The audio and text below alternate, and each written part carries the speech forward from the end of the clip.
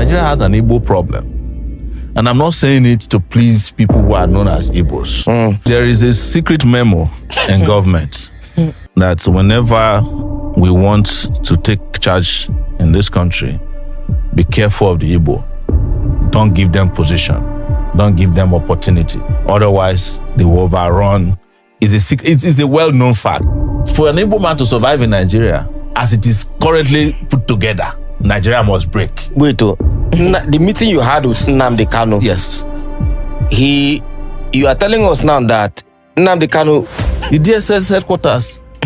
Yes, is it the same DSS people who are watching BB Nigeria from morning to night? No, it's true now. Don't you know what happened, the cop pogrom in this country, where people were slaughtered and their bodies and their heads placed inside the train going down south? Where they were slaughtering them and sending their bodies and their heads inside calabash and sending on trains that was heading east. Were they Easterners? They were Easterners. Yes. Before you discovered Peter Obi, I was already running for president.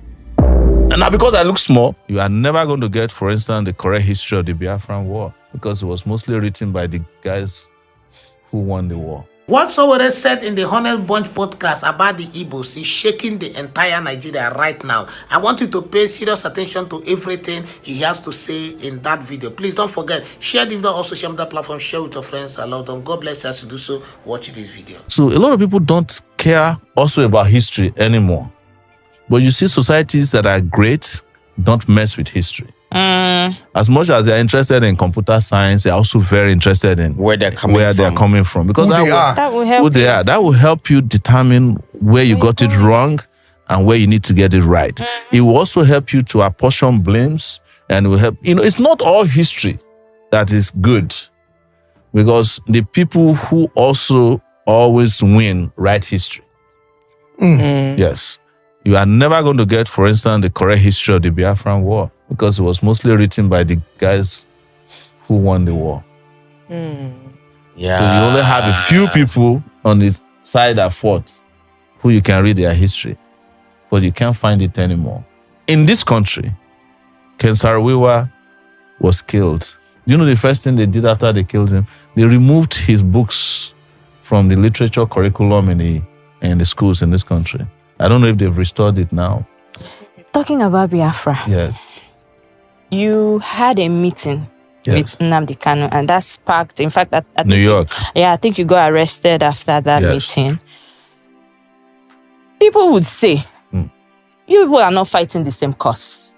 You are fighting to be the president of the country. Yes. He is fighting to divide the country. Yes. People would say, why would you be seen in such a meeting? Would you like to clear that You see, anybody that lacks any sense of consciousness would ignore social movements. That is the problem with Nigerian leadership. You cannot have a country in which there are 251 tribes or languages, and one big section says, we are not satisfied with here. And you don't talk to them, you don't understand them. Then you are not a leader of that country. The reason I met him was to understand first what his struggle was about, which I knew already. And secondly, to also advise him on the way that I think we could all work together. And thirdly, to send a message to the Nigerian people that we can walk through our differences, even at these levels. And I was surprised that, contrary to what some people are saying, he did not want Nigeria to break up. He wanted a Nigeria where the Igbo man can survive. But for an Igbo man to survive in Nigeria, as it is currently put together, Nigeria must break. Wait, the meeting you had with Nnamdi Kanu. Yes. You are telling us now that Nnamdi Kanu, from what you understand from the meeting with him, he does not want Nigeria to break, to divide. No, he said clearly that it is too late for Nigeria to come together. But he gave his conditions. We live streamed the meeting now. It's online. Okay. And part of it was live streamed. Some of them were private. But he said that he feels that if Nigeria were to respect certain protocols, including a referendum inserted in the constitution, and he still says it even now in court, that if he's released, he will go back and end the bloodshedding. The bloodshedding is in that part, and that a conversation can. He says that in every court appearance, that he's being held is not helping the opportunity to have a conversation about whatever it is, the unity you are begging for. But you see, Nigeria has a problem. And I've always said, Nigeria has an Igbo problem. And I'm not saying it to please people who are known as Igbos. But the moment they decided to take the action they took in 1967 to 1970, the war, Nigeria, having won that war in their eyes, never forgave the Igbos. That is the reality. And if I were to be president of Nigeria today, the first thing I would do is to head to the Southeast and apologize to them for the war. Part of it is that I'd never participated in it. And I cannot continue to fight a war that I did not engage in. And then ask them, what do we want? So are you saying that the federal government has, even before successive governments, yes, they've always had this anger against the Igbos? There is a secret memo, I don't know where it is located in government, that whenever we want to take charge in this country, be careful of the Igbo. Don't give them position. Don't give them opportunity. Otherwise, they will overrun. It's a well-known fact. Even our parents, tell us, Igbo. You understand? Some of them even say unconsciously. They even say it on radio shows in this country. So don't let us lie to ourselves, because except we bring this out openly and discuss, it's a taboo that we have refused to discuss. True. We are not going to solve the problem. It is the reason why the federal government of Nigeria feels that in 2024, detaining Nnamdi Kanu against all the court orders, against all the court rulings, is the only way to go. You know, I was detained in the DSS place for 5 months. Yes. There's nothing there to detain anybody. The place is not even functioning. The DSS headquarters. Yes, is it the same DSS people who are watching BB Nigeria from morning to night? No, it's true now. I was there with them for 5 months. I've said this publicly. So all the institutions in this country are broken down. But let's get back to a reality. One thing I've told people is that you are looking at Igbos as the only people who want to secede. But who in this country today has not mentally seceded from Nigeria? Mentally seceded. Who has not left? Except those who are trapped. If anybody in this country is working in a bank and he has 10 million naira and somebody say you can get into Canada, he will leave the next day. I swear. Is that not secession? Is it what does secession is that you leave a country, you say to that country goodbye, and not do it again. You get to the other country, you bow down, you touch the soil. The soil. Anything they say, you go do it. And then you renounce your citizenship of the country you are coming from. Is that not what they call secession? So if you want to look at the number of people that have seceded in that Japa syndrome, there are more than all the Igbos combined together who are asking to leave. And in the process of keeping Nigeria united, we have let go of more citizens than the country should have. Yes. So you think if they had, because I mean, from the last thing you said now, you say in the process of trying to keep Nigeria united, yes, we have let go of more citizens than we should have. Of course. So if we had allowed for the division or secession of Nigeria, most of our citizens that are outside would not have been outside. No, you see, it is not the secession I'm talking about. Okay, what are you talking about? It is what led to the war that we did not address. Okay. And what happened after the war. Why is it that Nigeria hasn't been able to overcome the Biafran problem? It's because Nigeria never addressed what the Biafrans were asking for before the war. What were they asking for? They were asking for to be treated not as second-class citizens in this country. Don't you know what happened, the called pogrom in this country, where people were slaughtered and their bodies and their heads placed inside the train going down south? Yes, from the mid, the different parts of the north. Are we ignoring that? So that happened before the war. before the war. That's what they call pogrom. History. You know, people who were settled, doing well, they were slaughtering them and sending their bodies and their heads inside calabash and sending on trains that was heading east. Were they Easterners? They were Easterners. Yes, Why are you asking me? It's there in, go and Google it now. So you expect that will happen, and then there was a war that eviscerated 3 million people. Wow. And when the war was over, you just say, oh, nobody was vanquished, nobody was victorious. And then 3 hours. But you still kept a memo and said, don't trust them. Collect people money, yes. give them 20 pounds. And then you took their properties. Ojukwu did not get back JAMB until 1992 now, his father's house, that is known as JAMB headquarters here in Ikoyi. It was after he came back from Ivory Coast. It was Babangida, I think, that gave him back their property. So any country that is perpetually carrying out systemic injustice against will lose more citizens than they should have.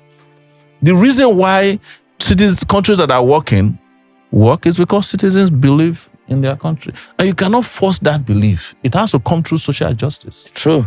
It has to come through economic justice. Why is it that, my children can feel like they are US citizens, even though they were born there? It's because before they let you take them out of the hospital, they must take all their immunity, everything, injections. You cannot put them at home and not go back to the doctor to go and complete it. And when it's time for school, they cannot be out of school for 2 days. And you'll be saying that, no, I want Shikira to go and be selling pure water. You will go to jail. So, and then when it's time for them to go to college, there is loan, there is grant, You are talking far. If you born them in the hospital, you cannot even go home with that child if they've not approved you to go home with the child. Not only that, you cannot even throw your child up in the hospital the way we do it here. Now we just start playing with your child. You can't. You're not allowed to just let your child fly in the air. They say you want to ruin their brain. When we were born, we see happens now. They will put hot water in your ass. They will be murmuring. They will be using hot, a rag to be pushing your head together. In the process, maybe that's where they shift some of our brains. Now, why no correct? So it is fundamental that we understand that what makes people feel like citizens is what their country has to offer to them. And then they, in turn, would offer something back to their country. Sometimes their life. Yeah. And it's a question people ask me, why would you have all this life and come back and be suffering here? I said to them, we are built differently. Some of us, this is how we've designed our convictions. There are some of us that even fight for country we have never been to before. I fight for Palestinians. I fight for South Africans. Why can't I fight for my own people? Nigerians. 200 million people on the largest continent on earth. But at the end of it, I don't want to go because these things are all, the tapes are available, the records are there. In fact, only about 2 weeks ago, I saw a set of the records again. The transcripts are available. But we talked about the Nigerian situation. And certainly, at the end, everybody says, oh, you told them this, you did that. The fact was that our case was so clear that I actually believe at the end of Aburi that the problem was not Gawan, but probably some ambassadors in Lagos who were pressing for something else. Because we understood each other. We agreed on every single point. The drafting was, in fact, my chief secretary with 2 other chief secretaries from the other side. They said, no. And drafted and agreed. We looked at it, we agreed. General Ankara read over the whole report again to us at the end. Asked us if we wanted to amend anything. No. At the end of all that, The position was so good that actually Ankara drove Jack Gawan and myself to the airport. Jack was sitting on his left, I was sitting on his right. He was in the middle. And in the course of that journey, at a point, General Ankara shook his head and said, "Oh, thank you. Thank you. If only we can go on like this, everything would be all right." I believe I was the one. As I do now from time to time, I go for the dramatic. Suddenly I picked up Gawan's hand, put it on Ankara's lap, brought my other hand, placed it on it, and I said, "General, sir, hold us together, I want to say something." So General Ankara put his hand on top of the two hands, and I said, "General, I want to assure you that I am totally satisfied with everything we said. I will even go further and say to you something I did not say at the conference, and that is that once we have implemented everything we have said, I would ask you for one favor and one favor only, and that would be to be the one to propose Jack Gawan as a head of state of Nigeria." It was a two-day conference of peers and old mates, but its aftermath produced even further controversy. When we came back, and Ojukwu did not go to make the statement he made first, virtually giving the impression that we've agreed for a confederation to move apart, etc., which was really not in exactly that. If I had had the opportunity to make my broadcast first, because that was the agreement, not for him to make the broadcast first, then if I had committed myself to what he said, then there wouldn't have been any problem. But he went and said certain things that certainly looked wrong, and therefore we saw in practically everything he did, I think it was for to play up to the gallery, not being sincere. At Aburi, yes, we agreed on area commands for the armed forces. At Aburi, we agreed that the police force would be decentralized. We agreed on those. Yes. We agreed even to show that we didn't separate. At Aburi, we also agreed on certain revenue formula. That's what happened at Aburi. Aburi again, because I always end up, it sounds odd today, but I always end up by saying I must have been naive, because I believed actually that would be the end. I'll confess to you, when I got back to Enugu, oh yes, I had a party, believing that probably the danger was over. That's what we thought. Until they then began to deny everything. It was the denial of Nigeria that made me publish the tapes of Aburi, because we had insisted that each one should have a set of tapes. Everybody talks about confederation. Go and look at the transcript. There is no time that the word confederation came from my lips. In broad terms, Aburi changed the title of head of state from Supreme Military Commander to Commander-in-Chief. It gave the regions control over internal affairs, and concurrence of each region was now required for any decision affecting the whole country.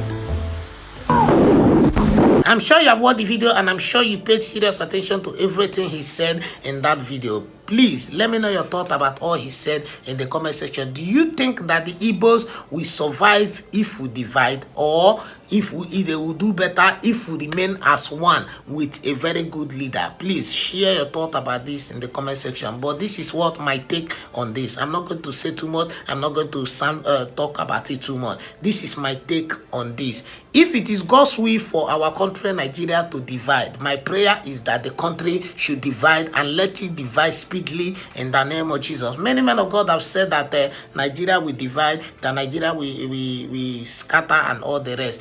But some of them have also revealed that it is not going to happen immediately. My own is that whatever needs to happen for the country to make progress, whatever needs to happen for the country to become better, let it happen. And I've always maintained my stand that the Igbos are being marginalized. The Igbos are not given the things they should be given, and for me, it's not fair, and it will never be fair. I don't like anywhere people are not treated fairly. I don't like it. So whatever needs to happen for this country to move forward, my own is that it should happen. If the Igbos will survive better and thrive more, if we divide, if they become Biafra and all the rest, my own is that it should happen, because everybody deserves a better life. Nobody deserves to be slave to anybody. Nobody deserves to be slave to anybody. So whatever needs to happen for them to thrive, for them to become better, for them to get to where they're supposed to get to, for them to maximize their potential, let it happen. We cannot continue to say, oh, let us remain as one, let us remain as one, while some people are not getting the treatment they should be getting. If you go to Lagos, some people are saying that Igbos must go. Igbos must go. They are hating on the people too much. So if they must survive through division, let the country divide. That is my own take. I'm not going to sit there and say, hey, let them not divide, let them not divide. Let them divide if that is what is going to help them thrive. Because me, I don't understand the reason why they are being treated the way they are treated. You know, the one that even baffles me the most is that they will say, we don't want Igbo. Igbo must go, Igbo must go. Oh yeah, let them go now. You say no. I've thought about it. I don't understand. You don't want me in your place in the country. You still don't want me to go. What is your reason for holding me? Is it until you kill me? I've been thinking about it, and I cannot just wrap my head around it. But that's what it is. I will not say more about this. I'm not going to say more about this. I want you to share your opinion in the comment section and then watch this video. Whenever you see people from the east, they are wise men. That's the truth. Wise men from the east. Check the story of Abraham from the east. Wise men are always from the east. No, this is not about tribal this thing. Wise men are always from the east. Every country I go, I see Igbos there. Wise men from the east. Give them the economy, they will show you wise men from the east. Ask Ngozi, what's her name? That's it. A woman with an impeccable character and wisdom on economy. Wise men from the east. Like what the Abia governor is already doing. Wise men from the east. If we must solve Nigeria equation, the Igbo must not be removed. They are part of Nigeria. Include them in the planning and in the brain plan of Nigeria. Wise men from the east. I'm sure you have watched the video, and I'm sure you heard everything the man of God have said. Please share your thought and your opinion about these videos in the comment section. As you do so, I decree and declare over your life that this November will favor you more than ever in the name of Jesus. I decree and declare over your life that God will meet you at the point of your needs in the name of Jesus. He will supply all your needs according to his riches in glory in the name of Jesus. Thank you so much for watching the video. Please do it to subscribe to the channel turn on your notification bell so whenever I post another video, you'll be notified. If you turn a subscriber, I want to say thank you to you. Thank you for always stopping by to watch our video. We love and appreciate the support you give us on this channel. May God bless you. May God reward you in the name of Jesus. When you call for one, may millions answer in the name of Jesus. Please don't forget, share the video on all social media platforms, share with your friends and loved ones. God bless you as you do so. I'll see you in the next one. You are blessed.